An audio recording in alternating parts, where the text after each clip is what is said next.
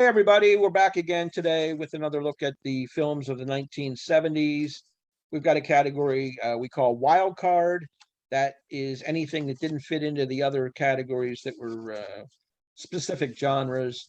So if you feel like you had 6 dramas as an example and you can only do 5, you might want to slip that into wild card. So anything goes, we call this. We're here with Doc, Brian, AYBL Maine.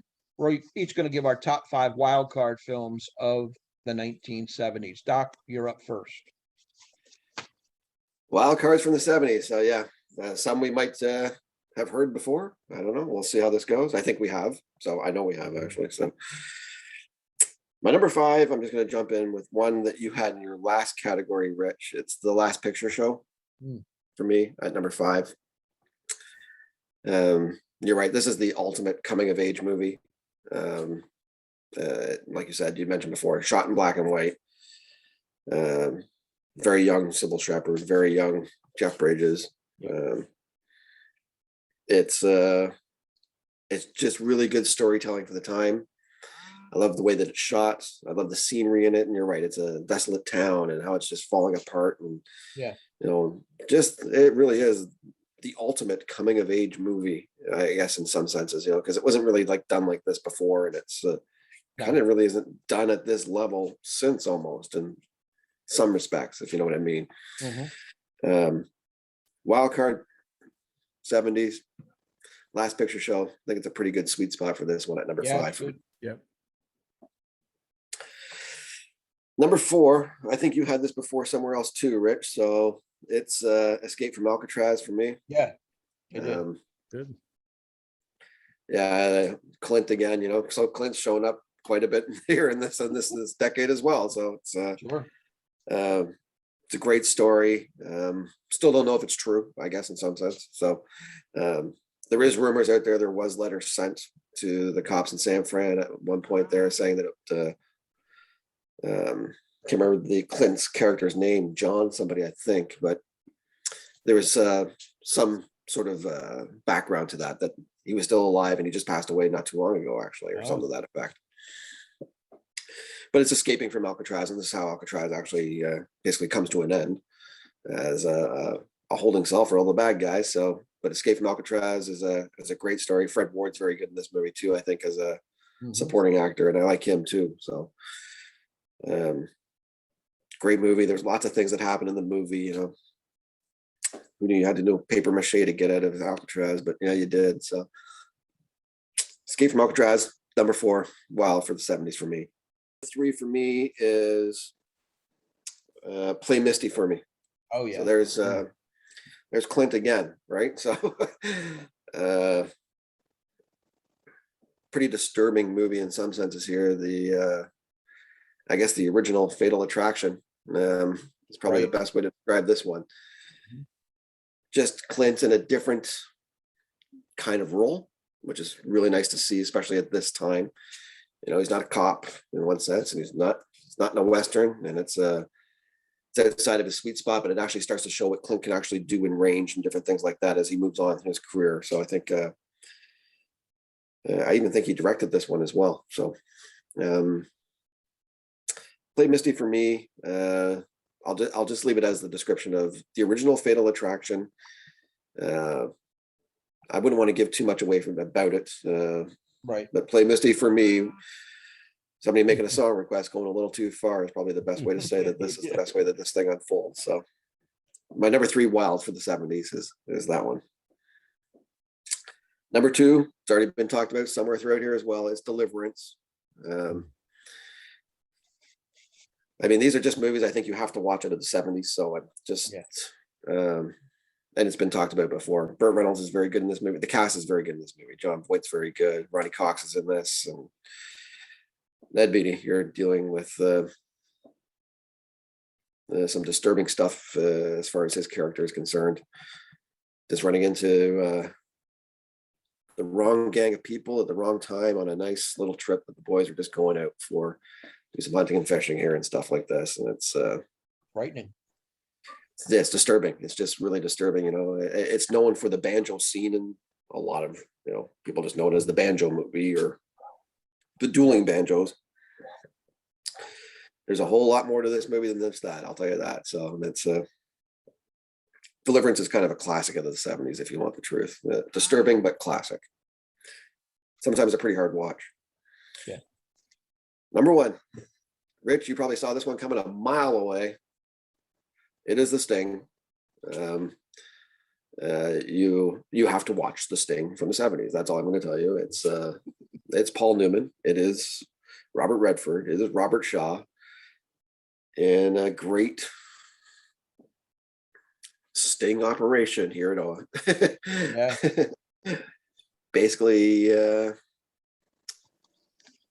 bad guys weaseling bad guys out of cash here, man. There's no way to say this, and it's quite in the elaborate setup that they go through here. As Robert Shaw thinks he is the big guy from out of town here, and Newman and Redford are setting him up for a big cash grab here, and the way they set it up is quite ingenious. The Sting's great caper flick for that era, and it's one of my all-time favorites, and it'll always be that way. It's just I love the movie, and The Sting's my number 1 wild from the 70s.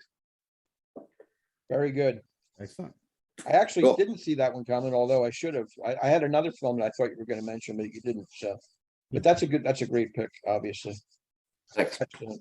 All right, Brian, what do you have for us? Top 5. Okay. At number 5, I've got Network. That's the one I thought.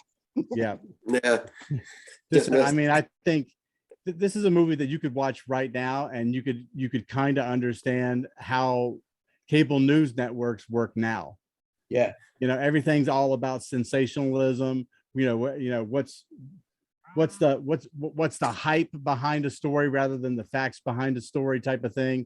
I mean, it chronicles a guy who's on the verge of getting fired, and basically, because he gets on there and he talks about the possibility of killing himself, the ratings soar. They go absolutely off the charts. So now they're keeping him on for far different reasons, for the sensationalist effect of having him on the air rather than him actually being a news reporter giving news to people. Right. So I mean, talk about almost like projecting where we were going to be in the 2000s, especially 2020 and 2021. This is where we're at. The news is all about whatever the ads will support, and whatever That's exactly sensationalism is out there. That's all it's about now. It's no facts anymore. Everything's just like 2-minute blurbs, and it's all out there. Talk about a movie that's ahead of its time, eh, Brian? Way ahead of its time. Way Crazy ahead of its time. Totally. Now at number 4, I've got The Sting. You had it at number 1. I've got it there. It's a must watch. What I kind of like about it is it's got that little bit of a campy feel to it about how it's filmed, because instead of like fading away or cutting, you get the little cue cards to tell you what's kind of like happening next in the scene, that type of thing. So it has that old style of filmmaking that's kind of blended in there a little bit, and I kind of enjoyed that. I mean, the cast is great, the premise is great. You can watch this movie even though after what the whole con is, you can still watch this movie over and over again, and it's not going to bother you. It's not a big deal. So number 3 for me is Deliverance. You already had it. I wasn't real sure where I was going to put this one. This is one of those ones where I had to bounce it out of 2 categories to finally get it somewhere where it landed. But everybody's already touched on everything that's in the movie. Powerful performances by Beatty, Boyd, Burt Reynolds' character is really powerful. Probably the most macho I've ever seen, like Burt, like be actual macho, not just cool macho, but macho. Yeah. I mean, I thought maybe we could put it in sports because he did have the bow and arrow, but I'd end up bouncing it out of there too. So a must see. It's a must see movie. You got to see it. I mean, it's your first time through it may be a hard watch for somebody who's not ready for the material that's going to come at you, but you got to watch it.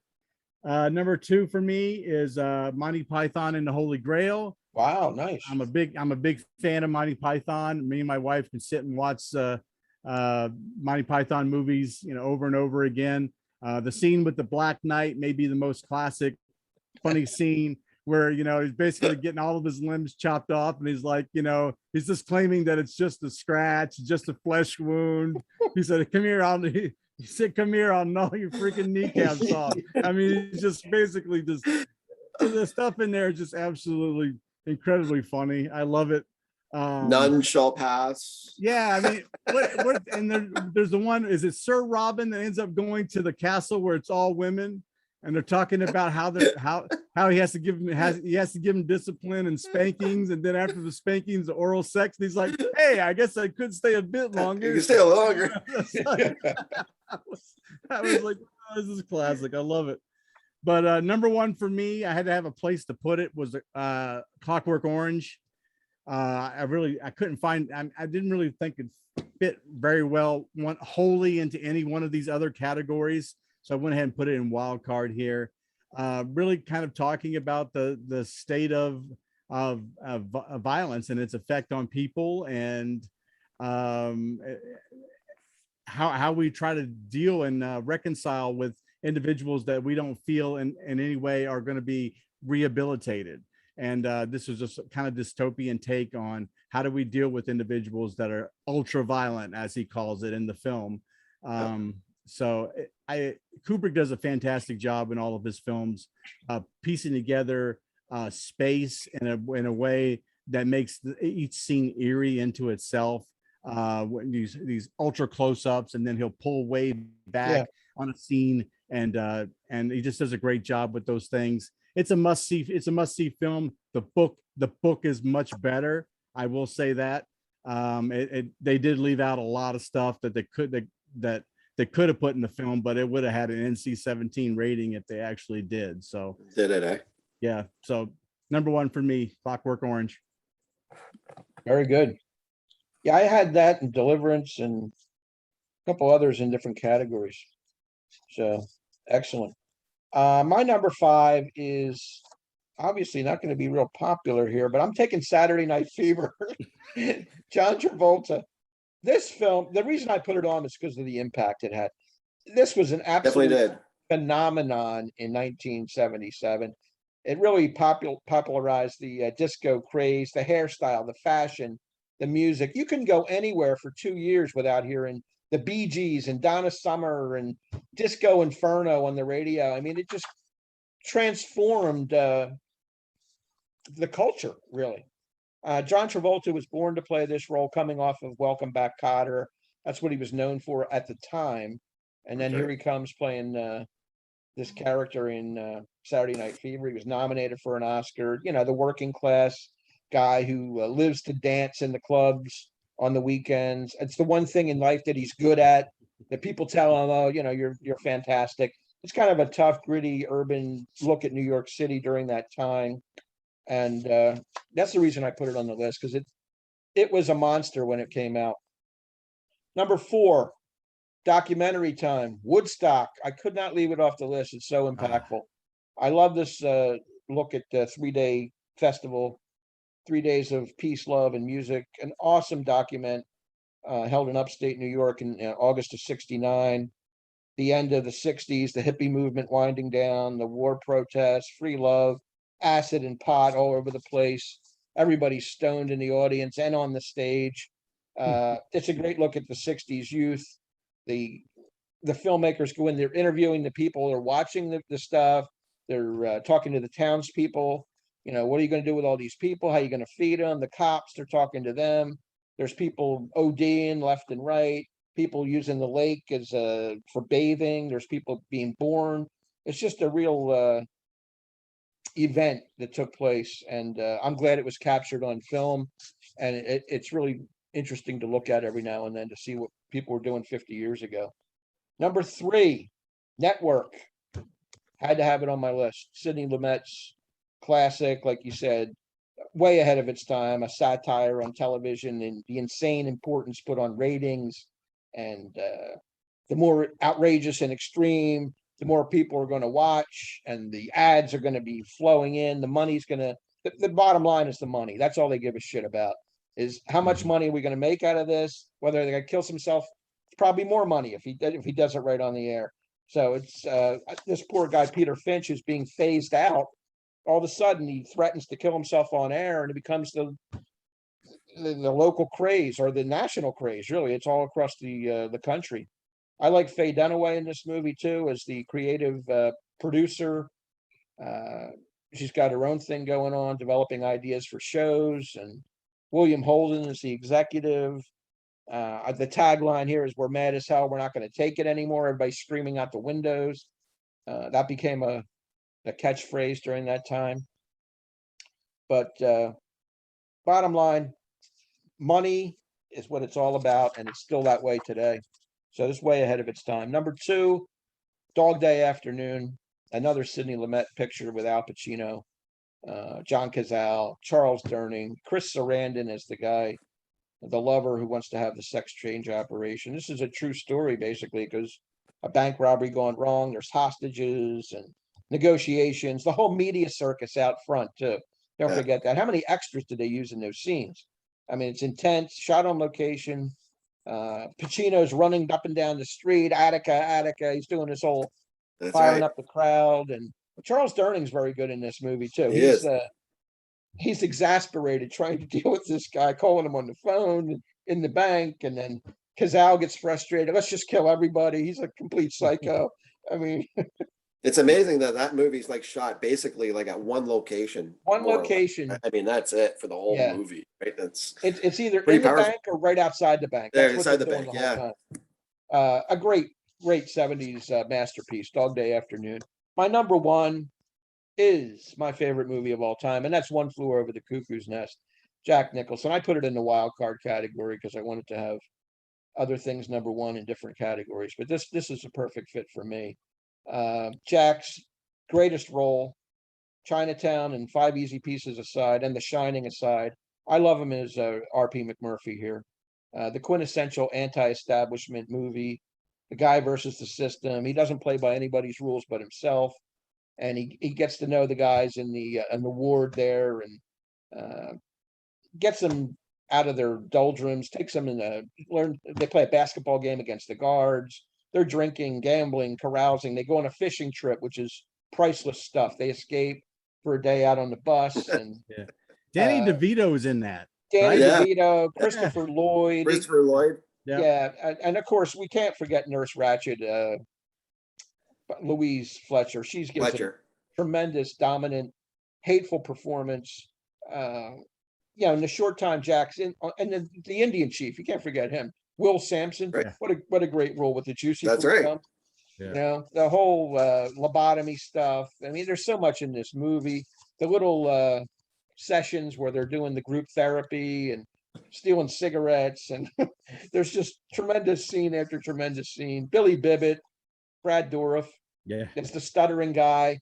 Yeah, they bring in a girl to get him laid, so to speak, and all of a sudden he's not stuttering until Nurse Ratched makes him feel bad. Then he's stuttering again. I mean, it's just it's incredible stuff. You never get tired of seeing that. And Jack reigns supreme in that role. I'll stand by it. Great movie. So that would be my number 1 wild card picture. We had some good ones. The only one I had on my honorable mentions, I had Nashville, which is an acquired taste, another Robert Altman film, and I had The Sting. It just missed out. I had The Sting originally number 5, and then I put Saturday Night Fever in there because of the impact it made during that decade. I wanted to note it somewhere along the line. But we were friends right up until you said you had The Sting at number 5, and you replaced it with Saturday Night Fever. We're gonna take out that Paul Newman film and drop in that Travolta film where he's dancing, And we're gonna give Woody Allen a cameo in it too. Anyway, folks, that's our wild card category. We have a couple more left. We have actor, actress, and a surprise category at the end. We'll get to those in upcoming episodes. So for Brian, Doc, I'm Rich. Please leave us the comments. Write down any film you think we might have missed. Put it in the comments, and we will see you in our next episode. Take care, everybody. Bye-bye.